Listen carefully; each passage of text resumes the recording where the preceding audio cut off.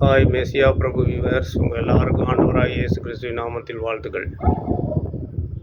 இன்றைய செய்தியானது என்னன்னு கேட்டிங்கன்னா, இயேசு கிறிஸ்துவை பற்றிய தவறான தகவல்கள் கடந்த 2000 ஆண்டுகளாகவே பரப்பப்பட்டு வருது. ஆனால் எதுவுமே உண்மை சொல்லி நிரூபிக்கப்படாத சில தவறான கதைகளை, கற்பனைகளை கிறிஸ்துவத்துக்குள்ளே பூத்துறாங்க. அது கிறிஸ்துவுக்குள்ளே இருக்கிறவங்களே செய்கிறாங்க, இல்லை கிறிஸ்தவத்திற்கு வெளியில் இருக்கிறவங்க அதை பரப்புகிறாங்க. வீடியோக்கள் மூலமாக யூடியூப்பில், அப்படி ஃபேஸ்புக்லேயும் நிறைய பதிவு போடுறாங்க. அதில் ஒன்று என்னன்னு கேட்டிங்கன்னா, இயேசு கிறிஸ்து 12 வயசுக்கும் 30 வயசுக்கும் இடையில் எங்கே போனார் அப்படிங்கிற ஒரு கேள்வி எழுப்புறாங்க. அதாவது இயேசு கிறிஸ்து 12 வயசில் இருந்து 30 வயசு வரைக்கும் எங்கே போனார்னா, அவர் தாய் தகப்பனுக்கு கீழ்பட்டிருந்தார்னு வேதத்தில் எழுதப்பட்டிருக்கு. 12 வயசுலேருந்து வீட்டுக்கு போயிட்டார், தாய் தகப்பனுக்கு கீழ்பட்டிருந்தார்னு எழுதப்பட்டிருக்கு வரலாற்றில். இப்போ அவர் 12 வயசு ஒரு மகன், ஒரு 12 வயசு உலக அறியாத ஒரு மனுஷன், ஒரு பையன், ஒரு பிள்ளையாண்டான்னு என்ன செய்ய முடியாது. இப்போ நம்ம டெல்லியிலேருந்து, இந்தியாவிலேருந்து பாலஸ்தீனம் வரைக்கும் விமானத்தில் போனால் வான்வழி தூரம் 3500 மைல். 3500 மைல் விமானத்தில் போனால், இன்றைய கால கணக்கெடுப்பின்படி பார்த்தா. அப்போ தரை மார்க்கமாக போனால் குறைஞ்சது ஒரு 6 அல்ல 7,000 மைல் தூரத்தில் இருக்குதுன்னு வச்சுக்குவோம் தோராயமாக. கடல் மார்க்க போனோமா அது இன்னும் கொஞ்சம் கூட கூடுதலாகும். இப்படி இருக்க அந்த காலகட்டத்தில் எந்த ஒரு சரியான பாதையோ அமைப்புகளோ இல்லாத காலத்தில் அவர் எப்படி இந்தியாவுக்குள்ளே, அது இமயமலைக்கு முன்பின் தெரியாத அவர் இங்கே எப்படி வந்திருக்க முடியும்? முன்ன பின்ன தெரியாது. அவர் எப்படி இங்கே வந்தார் அப்படிங்கிறது தான் ஒரு கேள்வி.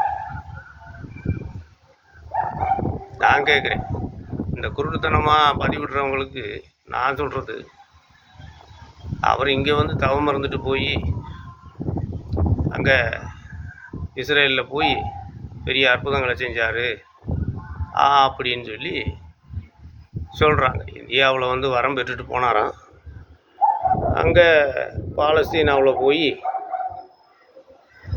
அந்த அற்புதங்களை நிகழ்த்தி அங்கே உள்ள மக்களுக்கு தன்னை பற்றி வெளிப்படுத்தினதாக சொல்கிறார் சில ஆளுங்க.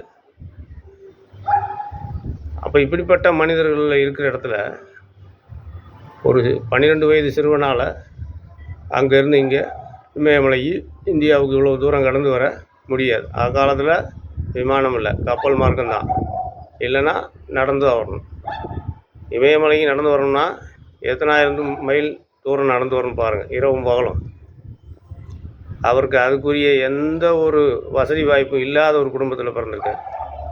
இயேசு கிறிஸ்து ஏழ்மையான குடும்பத்தில், ஒரு தச்சாசாரி வேலை செய்து பிழைப்பு நடத்தக்கூடிய ஒரு குடும்பத்தில் தான் அவர் பிறந்தார். அவருக்கு அங்கேருந்து இங்கே வரைக்கும் வரக்கூடிய வழிப்பயண செலவுக்கு கூட காசு இருக்காது. கொஞ்சம் ப்ராக்டிக்கலாக யோசிக்கணும். ஒரு 12 வயது சிறுவனை நாம் இவ்வளோ தூரத்துக்கு அனுப்புவோமா? எப்படி அனுப்புவோம்? சில மூடர்கள் என்று தான் சொல்ல முடியும். ப்ராக்டிக்கலாக எதையும் சிந்திக்க தெரியாமல் மூளை கெட்டு போன ஆளுங்க தான் இந்த மாதிரி பதிவுகள்லாம் நிறைய போடுறாங்க. அது எந்த ஆதாரத்தில் போடுறாங்கன்னு ஒன்றுமே தெரியல. கிறிஸ்தவத்துக்கு அவப்பேர் உருவாக்கணுங்கிற ஒரே காரணத்துக்காக தான் அந்த மாதிரி ஆளுகளாக அப்படி பண்ணுறாங்க. ஆனால் நீங்கள் ஜெயிக்க முடியாது, அதுக்கு எந்த ஆதாரமும் கிடையாது. அதனால் நல்லா வேதத்தை தெரிஞ்ச மக்கள் தங்களை காது கொள்வாங்க. இந்த மாதிரியான பொய்யெல்லாம் நாங்கள் நம்ப மாட்டோம். அப்படியானா இந்தியாவில் இருக்கிற இன்றைய மந்திரவாதிகள்லாம் அப்படி செய்யலாமே. அவ்வகையான மந்திரம் தந்திரங்கள் எல்லாம் தெரிந்தவங்க இங்கே இருந்தால் இந்த இந்தியாவிலே அப்படி செய்யலாமே.